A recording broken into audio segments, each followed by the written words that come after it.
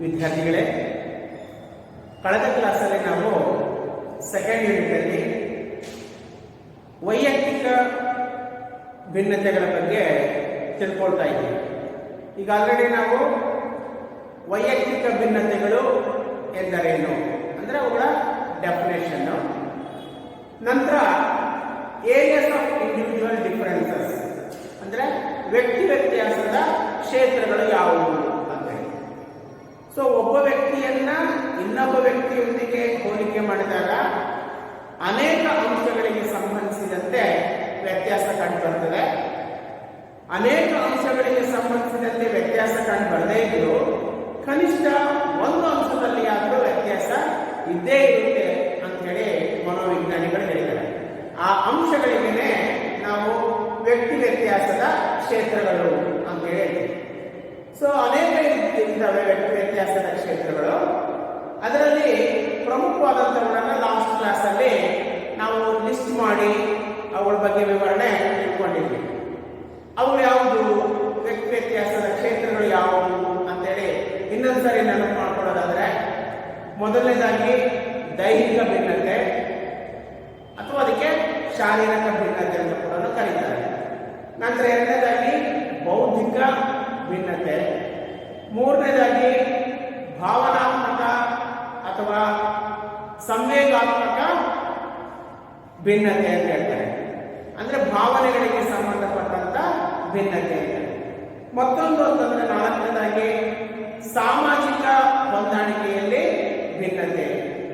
ನಂತರ ಐದನೇದಾಗಿ ಸಾಧನೆಯಲ್ಲಿ ಭಿನ್ನತೆ.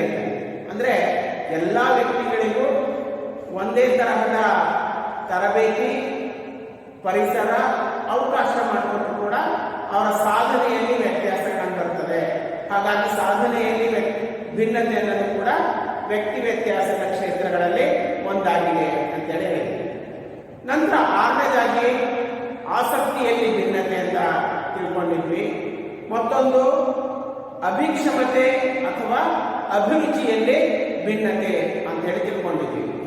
ಸೊ ಹಾಗೆ ಇನ್ನೂ ಒಂದು ಮೂರನ್ನ ಈ ಕ್ಲಾಸಲ್ಲಿ ಕಂಟಿನ್ಯೂ ಮಾಡಿ ಹೇಳೋದಾದ್ರೆ, ಆ ಮೂರು ಯಾವ್ದಪ್ಪ ಅಂತ ಹೇಳಿದ್ರೆ, ಮೊದಲನೇದಾಗಿ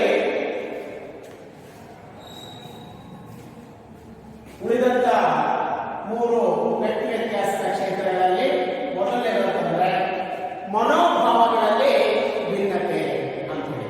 ಮನೋಭಾವಗಳಲ್ಲಿ ಭಿನ್ನತೆ ಅಂದ್ರೆ ಡಿಫರೆನ್ಸಸ್ ಇನ್ ಆಟಿಟ್ಯೂಡ್ ಅಂತ ಹೇಳಿ ಹೇಳ್ತೀವಿ. ಮನೋಭಾವಗಳಲ್ಲಿ ಭಿನ್ನತೆ.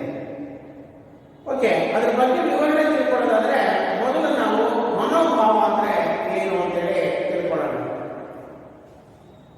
ಪ್ರತಿಯೊಬ್ಬರಲ್ಲೂ ಕೂಡ ಅವ್ರದೇ ಆಗಿರ್ತಕ್ಕಂಥ ಒಂದು ಮನೋಭಾವ ಇರುತ್ತೆ. ಹಾಗಾದ್ರೆ ಮನೋಭಾವ ಅಂದ್ರೆ ಏನು ಅಂತ ಹೇಳೋದಾದ್ರೆ ಅದರ ಡೆಫಿನೇಷನ್ ಈ ತರ ಹೇಳ್ಬೋದು. ಒಂದು ವಸ್ತು, ಒಬ್ಬ ವ್ಯಕ್ತಿ ಅಥವಾ ಯಾವುದಾದ್ರೂ ಒಂದು ವಿಷಯ ಇಲ್ಲವೇ ಘಟನೆ, ಇವುಗಳ ಬಗ್ಗೆ ವ್ಯಕ್ತಿ ಹೊಂದಿರುವಂತಹ ಸ್ಪಷ್ಟವಾದ ನಿಲುವಿಗೆ ಏನಂತ ಹೇಳ್ತಾರೆ ಅಂದ್ರೆ ಮನೋಭಾವ ಅಂತ. ಮತ್ತೊಂದು ಸರಿ ರಿಪೀಟ್ ಮಾಡ್ತೀನಿ. ಒಂದು ವಸ್ತು ಇರಬಹುದು ಅಥವಾ ಒಬ್ಬ ವ್ಯಕ್ತಿ ಇರಬಹುದು ಅಥವಾ ಯಾವುದಾದ್ರೂ ಒಂದು ಘಟನೆ ಅಥವಾ ವಿಷಯ ಇರಬಹುದು, ಅದರ ಬಗ್ಗೆ ವ್ಯಕ್ತಿ ಹೊಂದಿರುವಂತಹ ಒಂದು ಸ್ಪಷ್ಟವಾದ ನಿಲುವಿಗೆ ಮನೋಭಾವ ಅಂತ ಹೇಳಿ ಹೇಳ್ತಾರೆ. ಬಹುಶಃ ಈ ಡೆಫಿನೇಷನ್ ಅನ್ನು ನೀವು ನೋಡಿದಾಗ ಗೊತ್ತಾಗ್ತದೆ. ಯಾವುದಾದ್ರೂ ಒಂದು ವಸ್ತುವಿನ ಮೇಲೆ, ಒಬ್ಬ ವ್ಯಕ್ತಿಯ ಮೇಲೆ ಅಥವಾ ಒಂದು ವಿಷಯದ ಮೇಲೆ ಎಲ್ಲರ ಮನೋಭಾವಗಳು ಒಂದೇ ತರ ಇರೋದಿಲ್ಲ ಅಂತ ಹೇಳಿ. ಹಾಗಾಗಿ ಮನೋಭಾವ ಅಂತಕ್ಕಂಥದ್ದು ಕೂಡ ವ್ಯಕ್ತಿ ವ್ಯತ್ಯಾಸದ ಕ್ಷೇತ್ರಗಳಲ್ಲಿ ಒಂದಾಗಿದೆ ಅಂತ ಹೇಳಿ ಹೇಳ್ತೀವಿ. ಓಕೆ, ಅದ್ರ ಬಗ್ಗೆ ಇನ್ನೂ ಸ್ವಲ್ಪ ಡೀಟೇಲ್ ಆಗಿ ಹೇಳ್ತೀನಿ. ಮನೋಭಾವಗಳಲ್ಲಿ ಎರಡು ಪ್ರಕಾರ ಇದೆ. ಒಂದು ಧನಾತ್ಮಕ ಮನೋಭಾವ, ಇನ್ನೊಂದು ಋಣಾತ್ಮಕ ಮನೋಭಾವ ಅಂತ ಹೇಳಿ. ಕೆಲವರಲ್ಲಿ ಧನಾತ್ಮಕ ಮನೋಭಾವ ಕಂಡು ಬಂದ್ರೆ ಇನ್ನು ಕೆಲವರಲ್ಲಿ ಋಣಾತ್ಮಕ ಮನೋಭಾವ ಇರುತ್ತೆ. ಸೊ ಧನಾತ್ಮಕ ಮನೋಭಾವ ಅಂದ್ರೆ ಬೇರೆಯವ್ರ ಬಗ್ಗೆ ಅಥವಾ ಮತ್ತೊಂದು ವಸ್ತುವಿನ ಉಪಯೋಗ ಪಡೆಯೋದ್ರ ಬಗ್ಗೆ ಆಗಲಿ ಸಾಧ್ಯತೆ ಇದೆ, ಇದು ಅನುಕೂಲ ಇದೆ ಅಂದ್ರೆ ಪಾಸಿಟಿವ್ ಆಗಿ ಥಿಂಕಿಂಗ್ ಮಾಡ್ತಕ್ಕಂಥದ್ದು ಧನಾತ್ಮಕ ಮನೋಭಾವ. ಯಾವುದ್ರ ಬಗ್ಗೆನೇ ಆಗಲಿ ಬರೀ ನೆಗೆಟಿವ್ ಅಂಶಗಳನ್ನು ಗುರುತಿಸ್ತಕ್ಕಂಥದ್ದು, ಅಂತ ಬರೀ ಮತ್ತೊಬ್ಬ ವ್ಯಕ್ತಿಯ ನೆಗೆಟಿವ್ ಕ್ಯಾರೆಕ್ಟರ್ಸ್ ಅಥವಾ ಫೀಚರ್ಸ್ ಅನ್ನೇ ಹೈಲೈಟ್ ಮಾಡ್ತಕ್ಕಂಥದ್ದು, ಈ ತರದ ಮನೋಭಾವ ಇದ್ರೆ ಅದಕ್ಕೆ ನಾವು ಋಣಾತ್ಮಕ ಮನೋಭಾವ ಅಂತೇಳಿ ಹೇಳ್ತಾರೆ. ಅದಕ್ಕೇನೆ ನಾವು ಕೆಲವೊಮ್ಮೆ ಮಾತಾಡ್ಬೇಕಾದ್ರೆ ಹೇಳ್ತಿರ್ತೀವಿ ಬಿ ಪಾಸಿಟಿವ್ ಅಂತ. ಬಿ ಪಾಸಿಟಿವ್ ಅಂತಂದ್ರೆ ಧನಾತ್ಮಕ ಮನೋಭಾವದವರು ಆಗಬೇಕು. ಅಂದ್ರೆ ಒಂದು ರೀತಿ ಐ ಕ್ಯಾನ್, ನನ್ನಿಂದ ಇದು ಸಾಧ್ಯ ಅನ್ನೋ ಒಂದು ನಿಲುವನ್ನ ಹೊಂದಿರಬೇಕಾಗ್ತದೆ. ಸೊ ಹಾಗಾಗಿ ಮನೋಭಾವಕ್ಕೆ ಸಂಬಂಧಿಸಿದಂತೆ ಕೂಡ ವ್ಯಕ್ತಿಗಳ ನಡುವೆ ವ್ಯತ್ಯಾಸ ಕಂಡುಬರ್ತದೆ. ಅದು ಸಹ ಒಂದು ವ್ಯತ್ಯಾಸದ ಕ್ಷೇತ್ರಗಳಲ್ಲಿ ಒಂದು ಅಂತ ಹೇಳ್ತಾರೆ. ನೆಕ್ಸ್ಟ್ ಮತ್ತೊಂದು ಅಂತ ಹೇಳಿದ್ರೆ ವ್ಯತ್ಯಾಸದ ಕ್ಷೇತ್ರಗಳಲ್ಲಿ ಅದ್ಯಾವುದು ಅಂತ ಹೇಳಿದ್ರೆ ಕೌಶಲ್ಯಗಳಲ್ಲಿ ಭಿನ್ನತೆ ಅಂತ ಹೇಳಿ. ಅದಕ್ಕೆ ಪೂರ್ತಿ ಟರ್ಮ್ ಈ ತರ ಇದೆ, ಮನೋಚಾಲನ ಕೌಶಲ್ಯಗಳಲ್ಲಿ ಭಿನ್ನತೆ ಅಂತ ಹೇಳಿ. ಅದಕ್ಕೆ ಇಂಗ್ಲಿಷ್ ನಲ್ಲಿ ಈ ತರ ಹೇಳ್ಬೋದು, ಡಿಫರೆನ್ಸಸ್ ಇನ್ ಸ್ಕಿಲ್ಸ್ ಅಂತ ಹೇಳಿ ನಾವು ಹೇಳ್ತೀವಿ.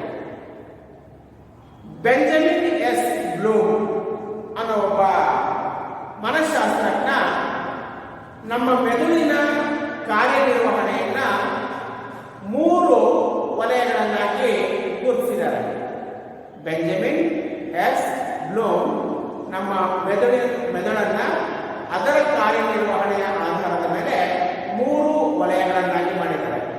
ಅದ್ಯಾವುದು, ಆ 3 ಯಾವುದು ಅಂತ ನೋಡೋದಾದ್ರೆ, ಮೊದಲನೇದಾಗಿ ಜ್ಞಾನ ವಲಯ ಅಂತ ಹೇಳಿ ಹೇಳ್ತೀವಿ.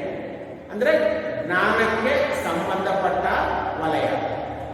ಇನ್ನೊಂದು ಎರಡನೇದು ಭಾವನಾತ್ಮಕ ವಲಯ, ನಮ್ಮ ಭಾವನೆಗಳಿಗೆ ಸಂಬಂಧಪಟ್ಟಂತ ಒಂದು ವಲಯ. ಇನ್ನು ಮೂರನೇದು ಯಾವುದು ಅಂತ ಹೇಳೋದಾದ್ರೆ ಕೌಶಲ್ಯ ವಲಯ ಅಂತ ಹೇಳಿ. ಅಂದ್ರೆ ಒಬ್ಬ ವ್ಯಕ್ತಿ ಒಂದು ಕೆಲಸವನ್ನ ಹೇಗೆ ಮಾಡ್ತಾನೆ, ಬರೆಯೋದಿರ್ಬೋದು, ಚಿತ್ರ ಬಿಡಿಸ್ತಕ್ಕಂಥದ್ದಿರ್ಬೋದು, ಅಥವಾ ಕಾರ್ ಡ್ರೈವಿಂಗ್ ಮಾಡ್ತಕ್ಕಂಥದ್ದಿರ್ಬೋದು, ಎಟ್ಸೆಟ್ರಾ ಇತ್ಯಾದಿ. ಅಥವಾ ಅದನ್ನು ಹೀಗೆ ಹೇಳ್ಬೋದು ನಾವು, ವ್ಯಕ್ತಿಯ ಕೌಶಲ್ಯಗಳಿಗೆ ಸಂಬಂಧಪಟ್ಟಂತಹ ವಲಯಕ್ಕೆ ಕೌಶಲ್ಯ ವಲಯ ಅಂತೇಳಿ ಹೇಳ್ತಾರೆ. ಹೇಳೋದಾದ್ರೆ ಒಬ್ಬೊಬ್ಬರಲ್ಲಿ ಒಂದೊಂದು ಕ್ಷೇತ್ರ ಅಥವಾ ವಿಷಯಕ್ಕೆ ಸಂಬಂಧಪಟ್ಟಂತೆ ಕೌಶಲ್ಯಗಳು ಇರ್ತದೆ. ಎಲ್ಲರಲ್ಲಿಯೂ ಎಲ್ಲ ಕೌಶಲ್ಯದ ವಿಷಯಗಳು ಒಂದೇ ಆಗಿರೋದಿಲ್ಲ. ಇನ್ ಕೇಸ್ ಇಬ್ಬರು ವ್ಯಕ್ತಿಗಳಿಗೆ ಒಂದು ಕ್ಷೇತ್ರ ಅಥವಾ ಒಂದು ವಿಷಯದಲ್ಲಿ ಕೌಶಲ್ಯ ಇದೆ ಅಂತಂದ್ರೆ ಆ ಕೌಶಲ್ಯದ ಪ್ರಮಾಣದಲ್ಲಿ ಆದರೂ ಕೂಡ ವ್ಯತ್ಯಾಸ ಕಂಡು ಬರ್ತದೆ. ಹಾಗಾಗಿ ಮನೋಚಾಲನ ಕೌಶಲ್ಯಗಳಲ್ಲಿ ಭಿನ್ನತೆ ಅಂತಕ್ಕಂಥದ್ದು ವ್ಯತ್ಯಾಸದ ಕ್ಷೇತ್ರಗಳಲ್ಲಿ ಒಂದಾಗಿದೆ. ನಂತರ ಮುಖ್ಯವಾಗಿರ್ತಕ್ಕಂಥದ್ದು ಅದು ಯಾವುದು ಅಂತ ಹೇಳಿದ್ರೆ ಸ್ವಪರಿಕಲ್ಪನೆಯಲ್ಲಿ ಭಿನ್ನತೆ ಅಂತೇಳಿ. ಸ್ವಪರಿಕಲ್ಪನೆಯಲ್ಲಿ ಭಿನ್ನತೆ. ಒಂದು ಮಗು ಜನಿಸಿದ ನಂತರ ವಯಸ್ಸಾದಂತೆ ಬೆಳವಣಿಗೆ ಹೊಂದುತ್ತಾ ಹೋಗ್ತದೆ. ಹಾಗೆ ಜೊತೆಗೆ ವಿಕಾಸ ಕೂಡ ಆಗ್ತಾ ಹೋಗುತ್ತೆ. ಒಂದು ಮಗು ಬೆಳಿಬೇಕಾದ್ರೆ, ವಿಕಾಸ ಹೊಂದುತ್ತಾ ಇರಬೇಕಾದ್ರೆ ತನ್ನ ಸುತ್ತಲಿನ ಪರಿಸರದ ಬಗ್ಗೆ ಪರಿಕಲ್ಪನೆಯನ್ನ ಬೆಳೆಸ್ಕೊಳ್ಳುತ್ತೆ. ಅದೇ ರೀತಿಯಾಗಿದೆ ಮಗು ತನ್ನ ಸುತ್ತಲಿನ ಪರಿಸರದ ಬಗ್ಗೆ ಪರಿಕಲ್ಪನೆ ಹೊಂದುತ್ತಾ ಇರಬೇಕಾದ್ರೆ ತನ್ನ ಬಗ್ಗೆ ತಾನು ಕೂಡ ತಿಳ್ಕೊಳ್ತಕ್ಕಂಥದ್ದು ಅಗತ್ಯ ಇದೆ. ಅಂದ್ರೆ ಒಬ್ಬ ವ್ಯಕ್ತಿ ತನ್ನ ಬಗ್ಗೆ ತಾನೇ ತಿಳಿದುಕೊಳ್ಳುವುದಕ್ಕೆ ಸ್ವಪರಿಕಲ್ಪನೆ ಅಂತೇಳಿ ಹೇಳ್ತಾರೆ, ಸೆಲ್ಫ್ ಕಾನ್ಸೆಪ್ಟ್ ಅಂತೇಳಿ ಹೇಳ್ತಾರೆ. ಅಂದ್ರೆ ನನ್ನ ಸಾಧ್ಯತೆಗಳೇನು, ಅಂದ್ರೆ ನನ್ನಿಂದ ಏನು ಸಾಧ್ಯತೆ ಇದೆ, ನನ್ನ ಇತಿಮಿತಿಗಳೇನು, ಅಂದ್ರೆ ನನ್ನಿಂದ ಏನು ಸಾಧ್ಯ ಆಗೋದಿಲ್ಲ, ನನ್ನಲ್ಲಿ ಅವಧಾನದ ಸಾಮರ್ಥ್ಯ ಎಷ್ಟಿದೆ.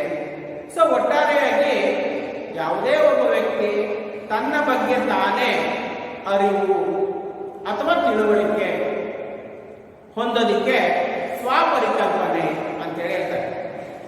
ಬಹುಶಃ ಈ ಡೆಫಿನೇಷನ್ ತಿಳ್ಕೊಂಡ ಮೇಲೆ ಸಹಜವಾಗಿ ನಿಮಗೆ ಗೊತ್ತಾಗ್ತದೆ ಪ್ರತಿಯೊಬ್ಬರಿಗೂ ಅವ್ರ ಬಗ್ಗೆ ಸ್ವಪರಿಕಲ್ಪನೆ ಹೊಂದೋದ್ರಲ್ಲಿ ವ್ಯತ್ಯಾಸ ಕಂಡು ಬರುತ್ತೆ ಅಂತ ಹೇಳಿ. ಸ್ವಪರಿಕಲ್ಪನೆಯಲ್ಲಿ ಭಿನ್ನತೆ ಅಂತಕ್ಕಂಥದ್ದು ಸಹ ವ್ಯಕ್ತಿ ವ್ಯತ್ಯಾಸದ ಕ್ಷೇತ್ರಗಳಲ್ಲಿ ಒಂದಾಗಿದೆ ಅಂತ. ಸೊ ಇವು ಒಟ್ಟಾರೆಯಾಗಿ ಪ್ರಮುಖವಾಗಿರ್ತಕ್ಕಂಥ 10 ವ್ಯಕ್ತಿ ವ್ಯತ್ಯಾಸದ ಕ್ಷೇತ್ರಗಳು ಆಗಿವೆ. ಓಕೆ, ಇವತ್ತು ನಾವು ಮುಂದಿನ ವಿಷಯಕ್ಕೆ ಹೋಗೋಣ. ಬುದ್ಧಿಶಕ್ತಿ, ಇದಕ್ಕೆ ಇಂಟೆಲಿಜೆನ್ಸಿ ಅಂತೇಳಿ ಹೇಳ್ತೀವಿ. ಬುದ್ಧಿಶಕ್ತಿಗೆ ಮೇಧಾಶಕ್ತಿ ಅಂತ ಕೂಡ ಕರೀತಾರೆ. ಸೊ ಇವತ್ತಿನ ಕ್ಲಾಸಲ್ಲಿ ನಾವು ಬುದ್ಧಿಶಕ್ತಿ ಅಂದ್ರೆ ಏನು, ನಂತರ ಅದಕ್ಕೆ ಸಂಬಂಧಪಟ್ಟಂತ ರಿಲೇಟಿವ್ ಆಗಿರ್ತಕ್ಕಂಥ ಇನ್ನ 2 ಪರಿಕಲ್ಪನೆಗಳಿದ್ದಾವೆ, ವಿಷಯಗಳಿದ್ದಾವೆ. ಅದ್ಯಾವುದು ಅಂತ ಹೇಳಿದ್ರೆ ಒಂದು ಮಾನಸಿಕ ವಯಸ್ಸು, ಮತ್ತೊಂದು ಯಾವುದು ಅಂತಂದ್ರೆ ಬುದ್ಧಿಶಕ್ತಿ ಸೂಚ್ಯಾಂಕ ಅಂತ ಹೇಳಿ. ಓಕೆ, ಬುದ್ಧಿಶಕ್ತಿಯಲ್ಲಿ ಇದನ್ನು ನಾನು ಈ ಹಿಂದೆ ಒಂದು ಕಡೆ ಪ್ರಸ್ತಾಪ ಮಾಡಿದ್ದೆ. ವ್ಯಕ್ತಿ ವ್ಯತ್ಯಾಸದ ಕ್ಷೇತ್ರಗಳಲ್ಲಿ ಎರಡನೇದಾಗಿ ಭೌತಿಕ ಭಿನ್ನತೆ ಅಂತ ಹೇಳಿದೆ. ಭೌತಿಕ ಭಿನ್ನತೆ ಅಂದ್ರೆ ಬುದ್ಧಿಶಕ್ತಿಯಲ್ಲಿನ ಭಿನ್ನತೆ ಅಂತ. ಸೊ ಈಗ ನಾವು ಆ ಎರಡನೇ ಕ್ಷೇತ್ರವಾಗಿರ್ತಕ್ಕಂಥ ಭೌತಿಕ ಭಿನ್ನತೆ ಬಗ್ಗೆ ಇಲ್ಲಿ ತಿಳ್ಕೊಳ್ಳೋಣ. ಇದ್ರ ಬಗ್ಗೆ ಪೀಠಿಕೆ ರೂಪದಲ್ಲಿ ಅಥವಾ ಪರಿಚಯ ರೂಪದಲ್ಲಿ ಮಾಹಿತಿಯನ್ನ ತಿಳಿಯೋದಾದ್ರೆ, ಒಬ್ಬ ವ್ಯಕ್ತಿಗೆ ಒಳ್ಳೆಯ ವ್ಯಕ್ತಿತ್ವ ತಂದುಕೊಡೋದ್ರಲ್ಲಿ ಅವರ ದೈಹಿಕ ಅಂಶ ಎಷ್ಟು ಮಹತ್ವದ ಪಾತ್ರವನ್ನು ವಹಿಸುತ್ತೋ ಅಷ್ಟೇ ಮಹತ್ವದ ಪಾತ್ರ ಯಾವುದು ವಹಿಸುತ್ತೆ ಅಂದ್ರೆ ಆ ವ್ಯಕ್ತಿಯಲ್ಲಿರ್ತಕ್ಕಂಥ ಬುದ್ಧಿಶಕ್ತಿ ಅನ್ನೋದು ಮಹತ್ವದ ಅಂಶವನ್ನ ವಹಿಸುತ್ತೆ. ಬಹುಶಃ ನೀವು ನೋಡಿರ್ಬೋದು ಅಂತ ಕೇಳಿರ್ತೀರ. ಒಂದು ಕ್ಲಾಸ್ ಒಳಗಡೆ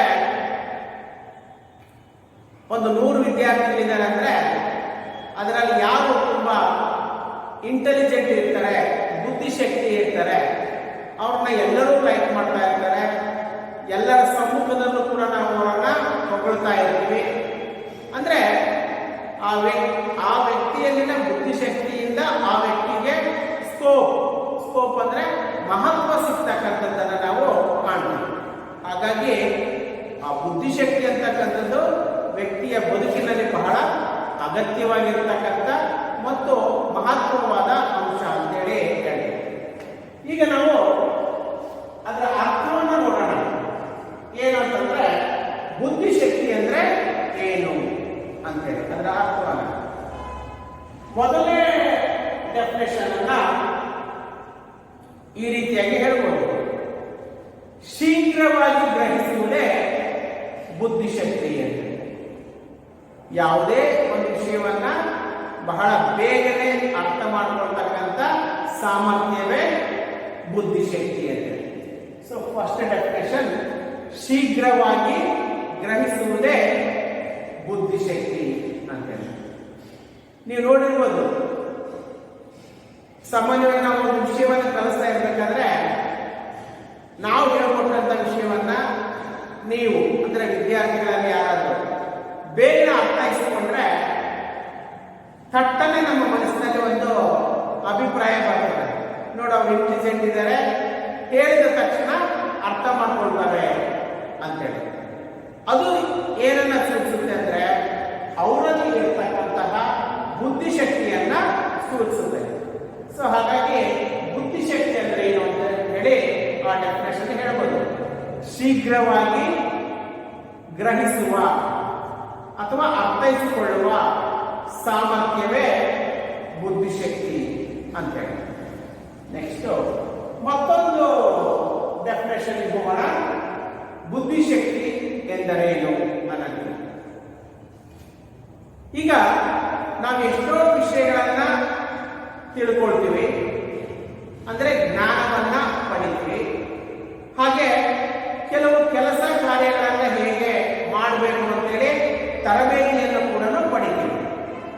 ಅದನ್ನು ನಾನು ಈ ಥರ ಹೇಳ್ತೇನೆ, ಜ್ಞಾನ ಮತ್ತು ಕೌಶಲ್ಯಗಳನ್ನು ಪಡೆಯುವ, ಜ್ಞಾನ ಮತ್ತು ಕೌಶಲ್ಯಗಳನ್ನು ಪಡೆಯುವ ಅಂದ್ರೆ ನಮ್ಮದಾಗಿಸ್ಕೊಳ್ತಕ್ಕಂಥ. ನಮ್ಮದಾಗಿಸ್ಕೊಂಡ ಮೇಲೆ ನೆಕ್ಸ್ಟ್ ಯಾವುದೇ ಸಂದರ್ಭ ಬಂದಾಗ ಅದನ್ನು ಬಳಸಬೇಕಾಗ್ತದೆ. ಬಳಸೋದು ಅಂದ್ರೆ ಅನ್ವಯನ ಮಾಡಬೇಕಾಗ್ತದೆ. ಅದನ್ನು ಆ ಒಂದು ಹಿನ್ನೆಲೆಯಲ್ಲಿ ಎರಡನೇ ಡೆಫಿನೇಷನ್ ಅನ್ನ ನಾವು ಈ ತರ ಹೇಳ್ಬೋದು. ಏನಂದ್ರೆ ಜ್ಞಾನ ಮತ್ತು ಕೌಶಲ್ಯಗಳನ್ನು ಪಡೆಯುವ ಮತ್ತು ಅನ್ವಯಿಸುವ ಸಾಮರ್ಥ್ಯವೇ ಬುದ್ಧಿಶಕ್ತಿ ಅಂತ ಹೇಳಿ. ಮತ್ತೊಂದು ಸಾರಿ ಹೇಳ್ತೀನಿ, ಜ್ಞಾನ ಮತ್ತು ಕೌಶಲ್ಯಗಳನ್ನು ಪಡೆಯುವ ಮತ್ತು ಅನ್ವಯಿಸುವ ಸಾಮರ್ಥ್ಯವೇ ಬುದ್ಧಿಶಕ್ತಿ ಅಂತ. ಇವೆರಡು ಸಾಮಾನ್ಯ ಅರ್ಥದಲ್ಲಿ ಬುದ್ಧಿಶಕ್ತಿ ಎಂದರೇನು ಅಂತ ತಿಳಿಸಿಕೊಟ್ರೆ, ಈ ಬುದ್ಧಿಶಕ್ತಿಗೆ ಸಂಬಂಧಪಟ್ಟಂತೆ ಹೆಚ್ಚು ಕೆಲಸ ಮಾಡಿರ್ತಕ್ಕಂಥ ಒಬ್ಬ ಮನಃಶಾಸ್ತ್ರಜ್ಞ ಅಂದ್ರೆ ಲೂಯಿ ಎಂ ಟರ್ಮನ್. ಲೂಯಿ ಎಂ ಟರ್ಮನ್ ಬುದ್ಧಿಶಕ್ತಿ ಅಂದ್ರೆ ಏನು ಅನ್ನೋದಕ್ಕೆ ಈ ತರ ಡಿಫೈನ್ ಮಾಡಿದ್ದಾರೆ, ಅರ್ಥೈಸಿದ್ದಾರೆ. ಏನಂದ್ರೆ ಅಮೂರ್ತ ಆಲೋಚನೆಗಳನ್ನು ಕೈಗೊಳ್ಳುವ ಸಾಮರ್ಥ್ಯವೇ ಬುದ್ಧಿಶಕ್ತಿ ಅಂತ. ಲೂಯಿ ಎಂ ಟರ್ಮನ್ ಪ್ರಕಾರ ಅಮೂರ್ತ ಆಲೋಚನೆಗಳನ್ನು ಕೈಗೊಳ್ಳುವ ಸಾಮರ್ಥ್ಯವೇ ಬುದ್ಧಿಶಕ್ತಿ. ಅದೊಂದು ವರ್ಡ್ ಬಂತು ಅಮೂರ್ತ ಅಂತ ಹೇಳಿ. ಅಮೂರ್ತ ಅಂತಂದ್ರೆ ಅದರ ಶಬ್ದಾರ್ಥ ಹೇಳೋದಾದ್ರೆ ರೂಪ ಇಲ್ಲದೆ ಇರುವಂತದ್ದು ಅಂತ ಹೇಳಿ. ಯಾವುದಕ್ಕೆ ರೂಪ ಇರೋದಿಲ್ಲೋ ಅದು ಅಗೋಚರ ಆಗಿರುತ್ತೆ. ಅಗೋಚರ ಅಂದ್ರೆ ಕಣ್ಣಿಗೆ ಕಾಣೋದಿಲ್ಲ. ಈಗ ನಮಗೆ ನಾವು ಈ ತರ ನೋಡ್ತಾ ಇದ್ರೆ ಅನೇಕ ವಸ್ತುಗಳು ಕಾಣ್ತವೆ. ಅವುಗಳ ಬಗ್ಗೆ ನಾಲೆಡ್ಜ್ ಬರ್ತದೆ, ಅವುಗಳ ಬಗ್ಗೆ ಆಲೋಚನೆ ಕೂಡ ಮಾಡಬಹುದು. ಆದರೆ ಯಾರಲ್ಲಿ ಬುದ್ಧಿಶಕ್ತಿ ಇರ್ತದೆ ಅವರು ಕಲ್ಪನೆಗಳನ್ನ ಕಟ್ಕೊಳ್ಳೋದ್ರ ಮುಖಾಂತರ, ಊಹೆಗಳನ್ನ ಮಾಡೋದ್ರ ಮುಖಾಂತರ ಕೂಡ ಆಲೋಚನೆ ಮಾಡ್ತಾರೆ. ಸೊ ಇನ್ ದಟ್ ಸೆನ್ಸ್ ಇವರು ಟರ್ಮನ್ ಏನ್ ಹೇಳಿದಾರಪ್ಪ ಅಂದ್ರೆ ಅಮೂರ್ತ ಆಲೋಚನಾ ಸಾಮರ್ಥ್ಯವೇ ಬುದ್ಧಿಶಕ್ತಿ ಇದೆ. ಅಮೂರ್ತ ಆಲೋಚನೆಗಳನ್ನು ಕೈಗೊಳ್ಳುವ ಸಾಮರ್ಥ್ಯವೇ ಬುದ್ಧಿಶಕ್ತಿ ಅಂತ ಕೂಡ ನಮಗೆ ಕರೆಯಬಹುದು. ನೆಕ್ಸ್ಟ್ ಮತ್ತೊಬ್ಬ ಮನೋಶಾಸ್ತ್ರಜ್ಞ ಡೇವಿಡ್ ವೆಸ್ಲರ್. ಡೇವಿಡ್ ವೆಸ್ಲರ್ ಅವರು ಕೂಡ ಬುದ್ಧಿಶಕ್ತಿ ಎಂದರೇನು ಅನ್ನೋದಕ್ಕೆ ತಮ್ಮದೇ ಆಗಿರತಕ್ಕಂಥ ವ್ಯಾಖ್ಯಾನವನ್ನ ಕೊಟ್ಟಿದ್ದಾರೆ. ಡೇವಿಡ್ ವೆಸ್ಲರ್ ಅವರು ಏನಂತ ಹೇಳಿದಾರಪ್ಪ ಅಂತಂದ್ರೆ, ತರ್ಕಬದ್ಧವಾಗಿ ಆಲೋಚನೆ ಮಾಡುವ, ತರ್ಕಬದ್ಧವಾಗಿ ಆಲೋಚನೆ ಮಾಡುವ ಮತ್ತು ಸುತ್ತಲಿನ ಪರಿಸರಕ್ಕೆ ಹೊಂದಿಕೊಳ್ಳುವ, ಸುತ್ತಲಿನ ಪರಿಸರಕ್ಕೆ ಹೊಂದಿಕೊಳ್ಳುವ ಮತ್ತೆ ವ್ಯಕ್ತಿ ಉದ್ದೇಶಪೂರ್ವಕವಾಗಿ ವರ್ತಿಸಲು ಇರುವಂತಹ ಆತನಲ್ಲಿನ ಸಾಮರ್ಥ್ಯವೇ ಬುದ್ಧಿಶಕ್ತಿ ಅಂತ ಹೇಳಿ ಹೇಳಿದ್ದಾರೆ. ಸೊ ಅವರಲ್ಲಿ 3 ಅಂಶಗಳನ್ನ ಒಳಗೊಂಡಂತೆ ಒಂದು ಡೆಫಿನೇಷನ್ ಅನ್ನ ಕೊಟ್ಟಿದ್ದಾರೆ ಡೇವಿಡ್ ವೆಸ್ಲರ್. ಒಬ್ಬ ವ್ಯಕ್ತಿಯು ಉದ್ದೇಶಪೂರ್ವಕವಾಗಿ ವರ್ತಿಸಲು, ತರ್ಕಬದ್ಧವಾಗಿ ಆಲೋಚಿಸಲು ಮತ್ತು ಪರಿಸರಕ್ಕೆ ಹೊಂದಿಕೊಳ್ಳಲು ಅಗತ್ಯವಾಗಿರತಕ್ಕಂಥ ಸಾಮರ್ಥ್ಯವೇ ಬುದ್ಧಿಶಕ್ತಿಯೇ. ಇದು ಡೇವಿಡ್ ವೆಸ್ಲರ್ ಪ್ರಕಾರ. ಇಲ್ಲಿ ಆ ಡೆಫಿನೇಷನ್ ಅನ್ನು ಸ್ವಲ್ಪ ವಿಶ್ಲೇಷಣೆ ಮಾಡಿ ಹೇಳೋದಾದ್ರೆ, ವಿಮರ್ಶೆ ಮಾಡೋದಾದ್ರೆ, ಯಾರಲ್ಲಿ ಬುದ್ಧಿಶಕ್ತಿ ಇರೋದಿಲ್ವೋ ಅವರು ಸುಲಭವಾಗಿ ತಮ್ಮ ಸುತ್ತಲಿನ ಪರಿಸರಕ್ಕೆ ಹೊಂದಿಕೊಳ್ಳಲಿಕ್ಕೆ ಸಾಧ್ಯ ಆಗೋದಿಲ್ಲ. ಸಾಧ್ಯ ಆಗದೇನೂ ಇರ್ಬೋದು ಅಥವಾ ಹೊಂದಿಕೊಳ್ಳಲಿಕ್ಕೆ ಹೆಚ್ಚು ಸಮಯವನ್ನ ನೆಕ್ಸ್ಟ್ ಯಾರಲ್ಲಿ ಬುದ್ಧಿಶಕ್ತಿ ಇರೋದಿಲ್ಲ ಅವರಲ್ಲಿ ಲಾಜಿಕಲ್ ಥಿಂಕಿಂಗ್ ಅಂತ ನಾವು ಹೇಳ್ತೀವಿ, ತರ್ಕಬದ್ಧವಾಗಿ ಆಲೋಚನೆ ಮಾಡೋದಕ್ಕೂ ಕೂಡ ಸಾಧ್ಯ ಆಗೋದಿಲ್ಲ. ದೆನ್ ಒಬ್ಬ ವ್ಯಕ್ತಿ ಇಂಥ ಸಂದರ್ಭದಲ್ಲಿ ನನ್ನ ನಡವಳಿಕೆ ಹೀಗಿರಬೇಕು ಅಥವಾ ನಾನು ಈ ತರ ವರ್ತಿಸಬೇಕು ಅನ್ನೋದಕ್ಕೆ ಆತನಿಗೆ ಗೈಡ್ ಮಾಡ್ತಕ್ಕಂಥದ್ದು ಯಾವುದು ಅಂದ್ರೆ ಆತನಲ್ಲಿರ್ತಕ್ಕಂಥ ಬುದ್ಧಿಶಕ್ತಿ. ಬುದ್ಧಿಶಕ್ತಿ ಇರಲಿಲ್ಲಪ್ಪ ಅಂತಂದ್ರೆ ಏನಾಗ್ತದೆ, ನಾವು ಒಂದು ರೀತಿಯಲ್ಲಿ ಅಪಕ್ವತೆಯಿಂದ ವರ್ತಿಸೋದನ್ನ ನಾವು ಕಾಣ್ತೀವಿ. ಸೊ ಹಾಗಾಗಿ ಡೇವಿಡ್ ವೆಸ್ಲರ್ ಅವರ ಡೆಫಿನೇಷನ್ ಬಹಳ ಚೆನ್ನಾಗಿದೆ. ಒಬ್ಬ ವ್ಯಕ್ತಿಯು ಉದ್ದೇಶಪೂರ್ವಕವಾಗಿ ವರ್ತಿಸಲು, ತರ್ಕಬದ್ಧವಾಗಿ ಆಲೋಚಿಸಲು ಮತ್ತು ಪರಿಸರಕ್ಕೆ ಹೊಂದಿಕೊಳ್ಳಲು ಬೇಕಾಗಿರುವ ಒಟ್ಟು ಸಾಮರ್ಥ್ಯವೇ ಬುದ್ಧಿಶಕ್ತಿ ಅಂತ ಹೇಳಿ. ಸೊ ಇದಿಷ್ಟು ಬುದ್ಧಿಶಕ್ತಿ ಎಂದರೇನು ಅಂತಕ್ಕಂಥದ್ದಾಗಿದೆ. ನಮ್ಮಲ್ಲಿ ದೈಹಿಕ ಶಕ್ತಿ ಹೇಗಿರುತ್ತೋ ಹಾಗೆ ನಮ್ಮಲ್ಲಿ ಮೆದುಳಿನ ಶಕ್ತಿ ಕೂಡ ಇರುತ್ತೆ. ಅದಕ್ಕೇನೆ ನಾವೇನಂತ ಕರಿತೀವಿ ಅಂದ್ರೆ ಬುದ್ಧಿಶಕ್ತಿ ಅಂತ ಹೇಳ್ತೀವಿ. ಒಂದು ಮಗು ಜನಿಸಿದ ನಂತರ ವಯಸ್ಸಾದಂತೆ ಅದು ಬೆಳೀತಾ ಹೋಗ್ತದೆ. ಬೆಳೀತಾ ಹೋದಂತೆಲ್ಲ ಏನಾಗ್ತದಪ್ಪ ಅಂದ್ರೆ ದೈಹಿಕವಾಗಿ ಅದು ಸದೃಢ ಅಥವಾ ದೈಹಿಕದ ಶಾರೀರಿಕವಾಗಿ ಬೆಳವಣಿಗೆ ಕಂಡುಬರ್ತದೆ. ಸೈಮಲ್ಟೇನಿಯಸ್ ಆಗಿ ಅಂದ್ರೆ ಅದೇ ಏಕಕಾಲಕ್ಕೆ ಮಗು ಬೆಳವಣಿಗೆಯ ಜೊತೆಗೆ ವಿಕಾಸವನ್ನು ಕೂಡ ಹೊಂದುತ್ತೆ. ಮಗು ವಿಕಾಸ ಹೊಂದಿದಂತೆಲ್ಲ ಆ ಮಗುವಿನಲ್ಲಿ ಬುದ್ಧಿಶಕ್ತಿ ಕೂಡ ರೂಪುಗೊಳ್ತಕ್ಕಂಥದ್ದನ್ನು ನಾವು ಕಾಣ್ತೀವಿ. ಇದು ಬುದ್ಧಿಶಕ್ತಿ ಅಂದ್ರೆ ಏನು ಅಂತ ಹೇಳಿ. ನೆಕ್ಸ್ಟ್ ಇದಕ್ಕೆ ಸಂಬಂಧಪಟ್ಟಂತ ಇನ್ನೊಂದು ವಿಷಯ ಇದೆ ಅಂತ ಕೂಡ ಹೇಳಿದೆ. ಅದ್ಯಾವುದು ಅಂತ ಹೇಳಿದ್ರೆ ಮಾನಸಿಕ ವಯಸ್ಸು. ಮಾನಸಿಕ ವಯಸ್ಸಿಗೆ ನಾವು ಮೆಂಟಲ್ ಏಜ್ ಅಂತ ಹೇಳಿ, ಮೆಂಟಲ್ ಏಜ್. ಈ ಮೆಂಟಲ್ ಏಜ್ ಅನ್ನೋದನ್ನ ಸಂಕ್ಷಿಪ್ತವಾಗಿ ನಾವು MA ಅಂತೇಳಿ ಗುರುತಿಸ್ತೀವಿ. MA ಅಂತಂದ್ರೆ ಮೆಂಟಲ್ ಏಜ್, ಮಾನಸಿಕ ವಯಸ್ಸು. ಬಹುಶಃ ಇದುವರೆಗೂ ನೀವು ಈ ಟರ್ಮ್ ಕೇಳಿರಲಿಲ್ಲ ಅಂತ ಅನ್ಕೊಂಡಿದ್ದೀನಿ. ಮಾನಸಿಕ ವಯಸ್ಸು ಅಂದ್ರೆ ನಮ್ಗೆ ಎಷ್ಟು ವಯಸ್ಸಾಗಿದೆ, ನಿನಗೆ ಇವತ್ತು ಎಷ್ಟು ವಯಸ್ಸು. ಯಾಕಂದ್ರೆ ಅಪ್ಲಿಕೇಶನ್ ಬೇರೆ ಬೇರೆ ಕಡೆ ಫಿಲ್ಅಪ್ ಮಾಡ್ತಾ ಇರ್ಬೇಕಾದ್ರೆ ನಿಮ್ಮ ವಯಸ್ಸು ಎಷ್ಟು ಅಂತ ಕೇಳ್ತಾರೆ, ಅಥವಾ ಏಜ್ ಅಂತೇಳಿ ಅಪ್ಲಿಕೇಶನ್ಗಳಲ್ಲಿ ಒಂದು ಕಾಲಮ್ ಇರುತ್ತೆ. ಅಂತ ಸಂದರ್ಭದಲ್ಲಿ ಏನ್ ಮಾಡ್ತೀವಿ ನಾವು, ನಮಗೆ ಎಷ್ಟು ಏಜ್ ಆಗಿದೆ ಅಂತೇಳಿ ಅಲ್ಲಿ ಫಿಲ್ಅಪ್ ಮಾಡ್ತೀವಿ.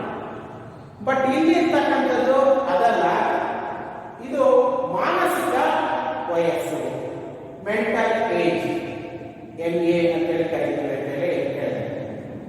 ಏನು ಮಾನಸಿಕ ವಯಸ್ಸು ಅಂದ್ರೆ ಹೇಳಿ ನೋಡೋದಾದ್ರೆ, ಅದರ ಡೆಫಿನೇಷನ್ ನೋಡೋದಾದ್ರೆ, ಒಂದು ಮಗು ಇರಬಹುದು ಅಥವಾ ಒಬ್ಬ ವ್ಯಕ್ತಿ ಇರಬಹುದು. ಒಂದು ಮಗು ಅಥವಾ ಒಬ್ಬ ವ್ಯಕ್ತಿಯ ಬುದ್ಧಿಶಕ್ತಿಯ ಬೆಳವಣಿಗೆಯ ಮಟ್ಟವನ್ನ, ಒಂದು ಮಗು ಅಥವಾ ಒಬ್ಬ ವ್ಯಕ್ತಿಯ ಬುದ್ಧಿಶಕ್ತಿಯ ಬೆಳವಣಿಗೆಯ ಮಟ್ಟವನ್ನ ಸೂಚಿಸುವಂತಹ ಒಂದು ಮಾನವೇ ನಾವೇನಂತ ಹೇಳ್ತಂದ್ರೆ ಮಾನಸಿಕ ವಯಸ್ಸು ಅಂತೇಳಿ. ಈಗ ಸಪೋಸ್ ನೀವು ಸೆಕೆಂಡ್ ಇಯರ್ PUC ವಿದ್ಯಾರ್ಥಿಗಳಿದ್ದೀರಾ. ಸೆಕೆಂಡ್ ಇಯರ್ PUC ಅಂದ್ರೆ ನಿಮ್ಮ ವಯಸ್ಸಿನ ಎಷ್ಟಿರುತ್ತಪ್ಪ ಅಂದ್ರೆ 17 ವರ್ಷ ಇರುತ್ತೆ ಅಂತೇಳಿ ಇಟ್ಕೊಳ್ಳೋಣ. 17 ವರ್ಷ ನಿಮ್ಮ ವಯಸ್ಸು. ನಿಮ್ಮಲ್ಲಿ ಬುದ್ಧಿಶಕ್ತಿ ಕೂಡ ಎಷ್ಟು ವರ್ಷದ್ದು ಇರಬೇಕು ಅಂತಂದ್ರೆ 17 ವರ್ಷದ್ದೇ ಇರಬೇಕು. ಹಾಗಾದ್ರೆ ನಾವೇನಂತ ಪರಿಗಣಿಸ್ತೀವಿ ಅಂದ್ರೆ ವಯಸ್ಸಿಗೆ ತಕ್ಕದಾದ ಬುದ್ಧಿಶಕ್ತಿ ಇದೆ ಅಂತ ಹೇಳಿ. ಸೊ ಅದರ ಅರ್ಥ ನಿಮ್ಮ ಶರೀರಕ್ಕಾಗಿರ್ತಕ್ಕಂಥದ್ದು 17 ವರ್ಷ. ನೀವು ನಿಮ್ಮ ವಯಸ್ಸಿಗೆ ತಕ್ಕದಾಗಿ ವರ್ತಿಸ್ತೀರ ಅಂದ್ರೆ ನಿಮ್ಮ ಬುದ್ಧಿಶಕ್ತಿಗೂ ಕೂಡ 17 ವರ್ಷ ಇದೆ ಅಂತ ಹೇಳಿ. ಮಾನಸಿಕ ವಯಸ್ಸು ನಿಮ್ಮದು ಕೂಡ 17 ವರ್ಷ. ಇನ್ನು ಕೆಲವರು ಇರ್ತಾರೆ, ನಾವೇ ಹೇಳ್ತಾ ಇರ್ತೀವಿ, ನೀನು PUC ಬಂದರೂ ಕೂಡ ಒಳ್ಳೆ ಪ್ರೈಮರಿ ಸ್ಕೂಲ್ ಮಕ್ಕಳ ತರ ವರ್ತಿಸ್ತೀಯಲ್ಲ ಅಂತೇಳಿ, ಅಥವಾ PUC ನಲ್ಲಿ ಸ್ಟಡಿ ಮಾಡ್ತಾ ಇದೆಯಾ, ಒಂದು ಪ್ರೈಮರಿ ಸ್ಕೂಲ್ ಹುಡುಗರು ಬಿಡಿಸಂತ ಲೆಕ್ಕವನ್ನ ನಿನ್ ಕೈಲಿ ಬಿಡ್ಸಕ್ ಆಗ್ತಾ ಇಲ್ಲಲ್ಲ ಅಂತ ನಾವು ಅಂದಾಗ ಅದೇನನ್ನ ಸೂಚಿಸುತ್ತೆ? ನಮ್ಗಿವತ್ತು 17 ವರ್ಷ ಆಗಿದ್ರು ಕೂಡ ಪ್ರೈಮರಿ ಸ್ಕೂಲ್ ಮಕ್ಕಳಿಗೆ ಎಷ್ಟು ಏಜ್ ಇರುತ್ತಲ್ಲ ಅವರಿಗೆ ಇರಬೇಕಾದಷ್ಟು ಮಾನಸಿಕ ವಯಸ್ಸು, ಬುದ್ಧಿಶಕ್ತಿ ನಮ್ಮಲ್ಲಿ ಇಲ್ಲ ಅಂತೇಳಿ ಅರ್ಥ ಬರುತ್ತೆ. ಸೊ ಈ ಒಂದು ಹಿನ್ನೆಲೆಯಲ್ಲಿ ನೀವು ಮಾನಸಿಕ ವಯಸ್ಸು ಅಂದ್ರೆ ಏನಂತ ಅರ್ಥ ಮಾಡ್ಕೋಬೇಕಪ್ಪ ಅಂದ್ರೆ, ಒಂದು ಮಗುವಿನ ಬುದ್ಧಿಶಕ್ತಿಯ ಬೆಳವಣಿಗೆಯ ಮಟ್ಟವನ್ನ ಸೂಚಿಸುವುದೇ ಮಾನಸಿಕ ವಯಸ್ಸು ಅಂತ. ಈ ಮಾನಸಿಕ ವಯಸ್ಸನ್ನ ಒಂದು ಟರ್ಮ್ ಅಥವಾ ಪರಿಕಲ್ಪನೆ ಇದೆಯಲ್ಲ, ಅದನ್ನ ಮೊಟ್ಟ ಮೊದಲಿಗೆ ಪರಿಚಯಿಸಿದಂಥವ್ರು ಯಾರಪ್ಪ ಅಂತಂದ್ರೆ ಆಲ್ಫ್ರೆಡ್ ಬೀನೆ. ಇವರು ಫ್ರಾನ್ಸ್ ದೇಶದವರು. ಈ ಬುದ್ಧಿಶಕ್ತಿಗೆ ಸಂಬಂಧಿಸಿದಂತೆ ಮೊಟ್ಟ ಮೊದಲ ಬಾರಿಗೆ ಅಧ್ಯಯನ ಮಾಡಿದಂತ ಕೀರ್ತಿ ಮತ್ತು ಸಾಕಷ್ಟು ಮಾಹಿತಿಯನ್ನು ಕೂಡ ಕೊಟ್ಟಂತಹ ಕೀರ್ತಿ ಯಾರಿಗೆ ಸಿಗುತ್ತೆ ಅಂತಂದ್ರೆ ಆಲ್ಫ್ರೆಡ್ ಬೀನೆ ಇವರಿಗೆ ಸಲ್ಲುತ್ತದೆ. ಸೊ ನೀವು ಬುದ್ಧಿಶಕ್ತಿ ಟರ್ಮ್ ಆ ವಿಷಯದ ಪ್ರಸ್ತಾಪ ಬಂದ ತಕ್ಷಣವೇ ನಿಮ್ಮ ನೆನಪಿಗೆ, ನಿಮ್ಮ ಸ್ಮೃತಿ ಪಟಲಕ್ಕೆ ಬರಬೇಕಾಗಿರ್ತಕ್ಕಂಥ ವ್ಯಕ್ತಿಯ ಹೆಸರು ಯಾವುದಪ್ಪ ಅಂತ ಹೇಳಿದ್ರೆ ಆಲ್ಫ್ರೆಡ್ ಬೀನೆ. ಓಕೆ, ಮೊಟ್ಟ ಮೊದಲ ಬಾರಿಗೆ ಮಾನಸಿಕ ವಯಸ್ಸು ಅನ್ನೋ ಒಂದು ಪರಿಕಲ್ಪನೆಯನ್ನ ಪರಿಚಯಿಸಿದಂಥವರು ಆಲ್ಫ್ರೆಡ್ ಬೀನೆ. ಓಕೆ, ಈ ಮಾನಸಿಕ ವಯಸ್ಸು ಅನ್ನೋ ಪರಿಕಲ್ಪನೆಯನ್ನ ಆಲ್ಫ್ರೆಡ್ ಬೀನೆ ಕೊಡಗೆ ಕಾರಣ ಏನು, ಅದರ ಹಿನ್ನೆಲೆ ಏನು ಅಂತ ಮುಂದಿನ ತರಗತಿಗಳಲ್ಲಿ ಬರುತ್ತೆ. ಅಲ್ಲಿ ನಾನು ಅದ್ರ ಬಗ್ಗೆ ಡೀಟೇಲ್ ಆಗಿ ತಿಳಿಸ್ತೇನೆ. ಓಕೆ, ಇದು ಮಾನಸಿಕ ವಯಸ್ಸು. ನೆಕ್ಸ್ಟ್, ಬುದ್ಧಿಶಕ್ತಿಗೆ ಸಂಬಂಧಪಟ್ಟಂತೆ ಮತ್ತೊಂದು ವಿಚಾರ ಇದೆ. ಅದು ಯಾವುದು ಅಂತ ಹೇಳಿದ್ರೆ ಬುದ್ಧಿಶಕ್ತಿ ಸೂಚ್ಯಾಂಕ. ಇದಕ್ಕೆ ನಾವು ಇಂಟೆಲಿಜೆನ್ಸಿ ಕೋಶೆಂಟ್ ಅಂತೇಳಿ,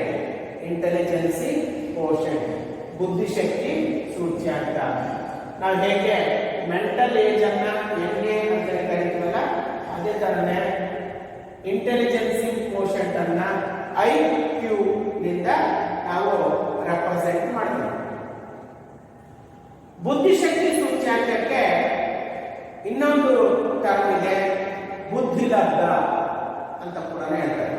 ಬುದ್ಧಿಲಬ್ಧ ಅಂತ ಒಂದೇ, ಬುದ್ಧಿಶಕ್ತಿ ಸೂಚ್ಯಾಂಕ ಅನ್ನೋದು ಕೂಡ ಒಂದೇ.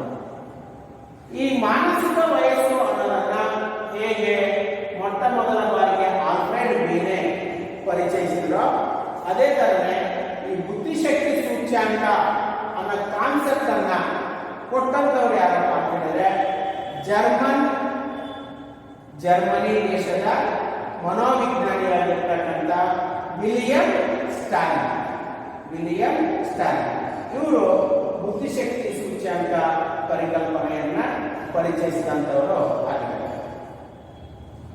ಬುದ್ಧಿಶಕ್ತಿ ಸೂಚ್ಯಾಂಕ ಅಂದ್ರೆ ಏನು ಅಂತ ಹೇಳೋದಾದ್ರೆ, ನಿಮಗೆ ಗೊತ್ತಿದೆ, ಈ ಘನ ವಸ್ತುಗಳನ್ನ ಅಂದ್ರೆ ಘನ ಪದಾರ್ಥಗಳನ್ನ ನಾವು ಕೆಜಿಗಳಲ್ಲಿ ವ್ಯಕ್ತಪಡಿಸ್ತೇವೆ, ದ್ರವ ಪದಾರ್ಥಗಳನ್ನ ಲೀಟರ್ಗಳಲ್ಲಿ ವ್ಯಕ್ತಪಡಿಸ್ತೇವೆ. ಅದೇ ತರನೇ ಒಬ್ಬ ವ್ಯಕ್ತಿಯಲ್ಲಿ ಇರ್ತಕ್ಕಂಥ ಬುದ್ಧಿಶಕ್ತಿಯನ್ನ ಯಾವುದರ ಮುಖಾಂತರ ನಾವು ಸೂಚಿಸ್ತೀವಿ ಅಂತಂದ್ರೆ ಬುದ್ಧಿಶಕ್ತಿ ಸೂಚ್ಯಾಂಕದ ಮುಖಾಂತರ ನಾವು ತಿಳಿಸ್ತೀವಿ. ಹೇಗೆ ಅಂತ ಹೇಳಿದ್ರೆ, ಯಾವುದಾದ್ರೂ ಒಂದು ಮಗುವಿನಲ್ಲಿ IQ 120 ಇದೆ ಅಥವಾ IQ 120ಕ್ಕಿಂತ ಜಾಸ್ತಿ ಇದೆ ಅಂದ್ರೆ ಆ ಮಗು ಪ್ರತಿಭಾವಂತ ಮಗು ಆಗಿರುತ್ತೆ ಅಥವಾ ಮೇಧಾವಿ ಮಗು ಆಗಿರುತ್ತೆ. ಒಂದು ಮಗುವಿನಲ್ಲಿ ಐಕ್ಯೂ ಅಂದ್ರೆ ಬುದ್ಧಿಶಕ್ತಿ ಸೂಚ್ಯಂಕ 100 ಅಂದ್ರೆ 100 ಇತ್ತು ಅಂತಂದ್ರೆ ವಯಸ್ಸಿಗೆ ತಕ್ಕದಾದ ಬುದ್ಧಿಶಕ್ತಿ ಇದೆ ಅಂತೇಳಿ ಅರ್ಥ ಬರುತ್ತೆ.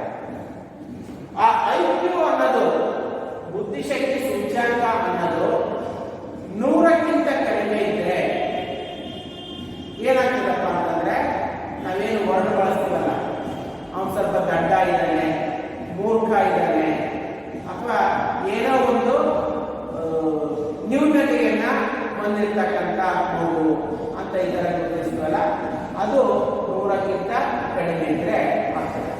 ಅಂದ್ರೆ ಒಟ್ಟಾರೆಯಾಗಿ ಹೀಗೆ ನಾವು ಬುದ್ಧಿಶಕ್ತಿಯನ್ನ ತಿಳಿಸಲು ಬಳಸುವಂತಹ ಒಂದು ಯೂನಿಟ್ ಅಥವಾ ಮಾನಕ್ಕೆ ಏನಂತ ಹೇಳ್ತಾರೆ ಅಂದ್ರೆ ಐಕ್ಯೂ, ಇಂಟೆಲಿಜೆನ್ಸಿ ಕೋಶನ್, ಬುದ್ಧಿಲಬ್ಧ ಅಥವಾ ಬುದ್ಧಿಶಕ್ತಿ ಸೂಚ್ಯಂಕ ಅಂತೇಳಿ ಹೇಳ್ತಾರೆ. ಹಾಗಾದ್ರೆ ಬುದ್ಧಿಶಕ್ತಿ ಸೂಚ್ಯಂಕ ಎಂದರೆ ಏನು ಅಂತ ಹೇಳೋದಾದ್ರೆ ಅದರ ಡೆಫಿನೇಷನ್ ನಾವು ಈ ತರ ಹೇಳ್ಬೋದು. ಇದನ್ನ ಎಕ್ಸ್ಪ್ಲೈನ್ ಮಾಡಿದಾಗ ನಿಮಗೆ ಅರ್ಥ ಆಗಿರುತ್ತೆ. ಪ್ರತಿಯೊಬ್ಬ ವ್ಯಕ್ತಿಗೂ 2 ಏಜ್ ಫ್ಯಾಕ್ಟರ್ ಇರುತ್ತೆ. ಒಂದು ಶರೀರಕ್ಕೆ ಆದಂತಹ ವಯಸ್ಸು, ಇನ್ನೊಂದು ನಮ್ಮ ಬುದ್ಧಿಶಕ್ತಿಯ ವಯಸ್ಸು ಅಂದ್ರೆ ಮಾನಸಿಕ ವಯಸ್ಸು. ಹಾಗಾದ್ರೆ ಬುದ್ಧಿಶಕ್ತಿ ಸೂಚ್ಯಂಕ ಎಂದರೇನು ಅನ್ನೋದಕ್ಕೆ ಅದರ ಡೆಫಿನೇಷನ್ ನಾವು ಈ ತರ ಹೇಳ್ಬೋದು.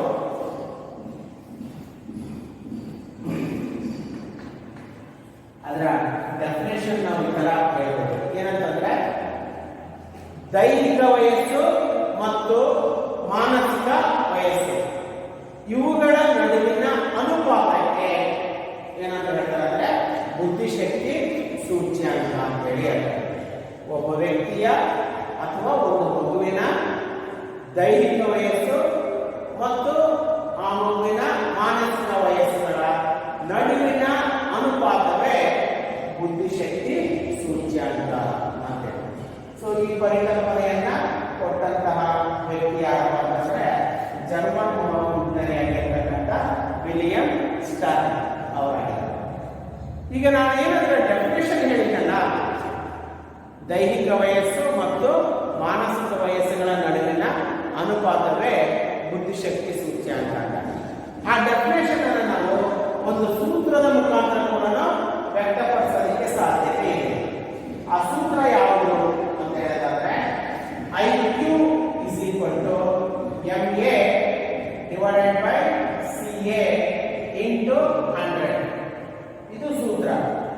ಇಲ್ಲಿ IQ ಅಂತಂದ್ರೆ ಬುದ್ಧಿಶಕ್ತಿ ಸೂಚ್ಯಂಕ, MA ಅಂತಂದ್ರೆ ಮೆಂಟಲ್ ಏಜ್ ಮಾನಸಿಕ ವಯಸ್ಸು, ಇನ್ನು CA ಅಂತಂದ್ರೆ ಕ್ರೋನೋಲಾಜಿಕಲ್ ಏಜ್ ಅಂತ ಹೇಳಿ CA ಅಂತಂದ್ರೆ ಕ್ರೋನೋಲಾಜಿಕಲ್ ಏಜ್ ಅಥವಾ ನಮ್ಮ ದೈಹಿಕ ವಯಸ್ಸೇ ಏನಾಗಿರುತ್ತಪ್ಪ ಅಂದ್ರೆ CA ಆಗಿರುತ್ತೆ. ನಮಗೆ ಇವತ್ತಿಗೆ ಎಷ್ಟು ವಯಸ್ಸು ಅಂತ ನಾವು ಹೇಳ್ತೀವಲ್ಲ ಅದು CA ಆಗಿದೆ.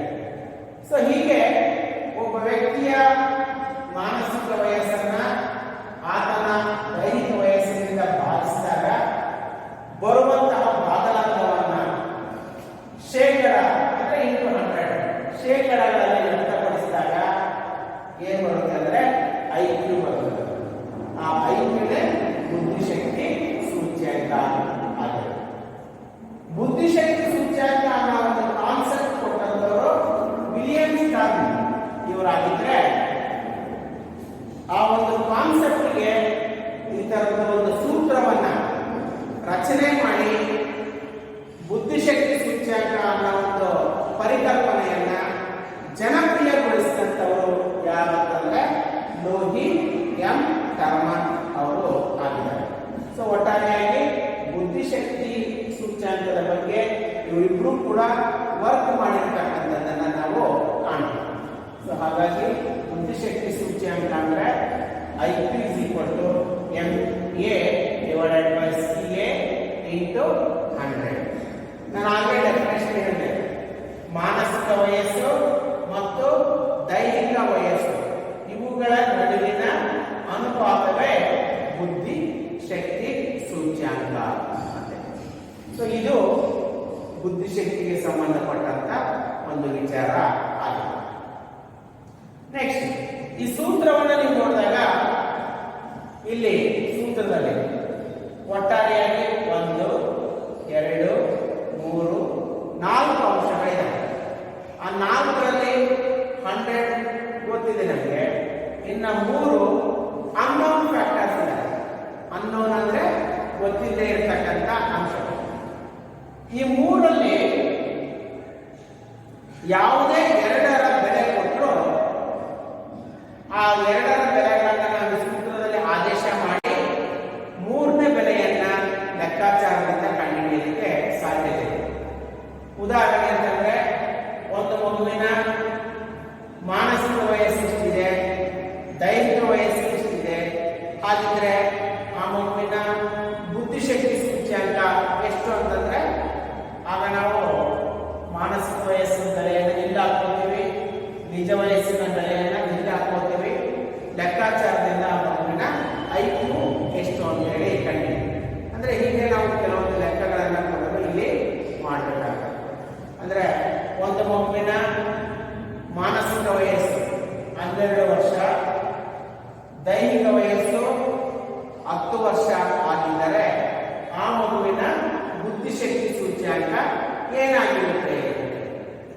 ಸಾಮಾನ್ಯವಾಗಿ ಈಗ ನಾನು ಹೇಳಿದಂತ ಉದಾಹರಣೆ, ಒಂದು ಮಗುವಿನ ಮಾನಸಿಕ ವಯಸ್ಸು 12 ವರ್ಷ, ದೈಹಿಕ ವಯಸ್ಸು 10 ವರ್ಷ. 10, 12 ನೀವು ಕಂಪೇರ್ ಮಾಡಿದ್ರೆ ವಯಸ್ಸಿಗೆ ಮೀರಿದ ಮಾನಸಿಕ ವಯಸ್ಸು. ಹಾಗಾಗಿ ಇದೇನಾಗುತ್ತಪ್ಪ ಅಂದ್ರೆ ಐಕ್ಯೂ 100ಕ್ಕಿಂತ ಹೆಚ್ಚು ಬರ್ತದೆ.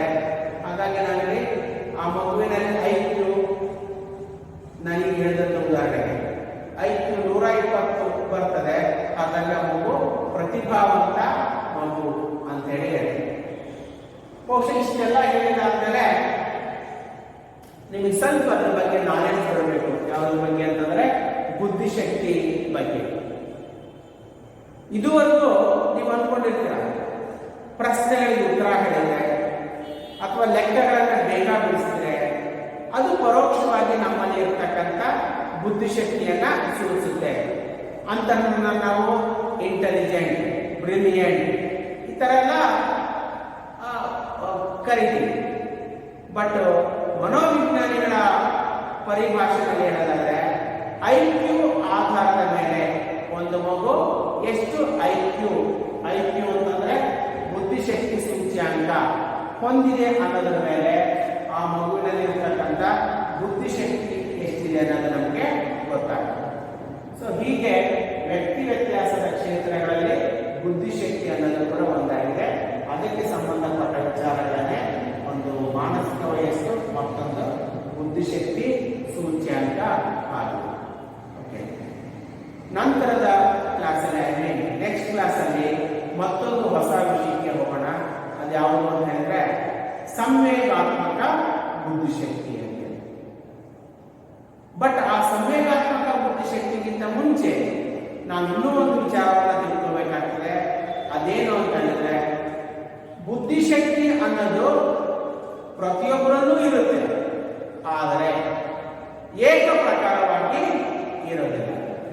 ಹಾಗಾದ್ರೆ ಯಾರಲ್ಲಿ ಎಷ್ಟು ಬುದ್ಧಿಶಕ್ತಿ ಇದೆ ಅಂತೇಳಿ ತಿಳಿಯೋದಕ್ಕೆ ಮನೋವಿಜ್ಞಾನದಲ್ಲಿ ಏನಾದರೂ ವಿಧಾನಗಳಿದಾವ, ಪದ್ಧತಿಗಳಿದಾವ ಅಂತ ನೋಡೋದಾದ್ರೆ ಮನೋವಿಜ್ಞಾನಿಗಳು ಒಂದು ಮಗುವಿನಲ್ಲಿ ಇರ್ತಕ್ಕಂಥ ಬುದ್ಧಿಶಕ್ತಿಯನ್ನ ತಿಳಿಯೋದಕ್ಕೆ ಕೆಲವೊಂದು ಪರೀಕ್ಷೆಗಳನ್ನ ರಚನೆ ಮಾಡಿದ್ದಾರೆ. ಆ ಪರೀಕ್ಷೆಗಳಿಗೆ ಏನಂತ ಕರೀತಾರೆ ಅಂದ್ರೆ ಬುದ್ಧಿಶಕ್ತಿ ಪರೀಕ್ಷೆಗಳು ಅಂತೇಳಿ ಕರೀತಾರೆ. ವಿದ್ಯಾರ್ಥಿಗಳೇ, ಇದಿಷ್ಟು ಬುದ್ಧಿಶಕ್ತಿಯ ಅಂದ್ರೇನು, ವ್ಯಾಖ್ಯಾನಗಳು, ಬುದ್ಧಿಶಕ್ತಿಗೆ ಸಂಬಂಧಪಟ್ಟಂತೆ ಇರ್ತಕ್ಕಂಥ 2 ಪರಿಕಲ್ಪನೆಗಳು. ನೆಕ್ಸ್ಟ್ ನಾವು ಬುದ್ಧಿಶಕ್ತಿ ಪರೀಕ್ಷೆಯ ಅರ್ಥ, ಬುದ್ಧಿಶಕ್ತಿ ಪರೀಕ್ಷೆಯ ಪ್ರಕಾರಗಳ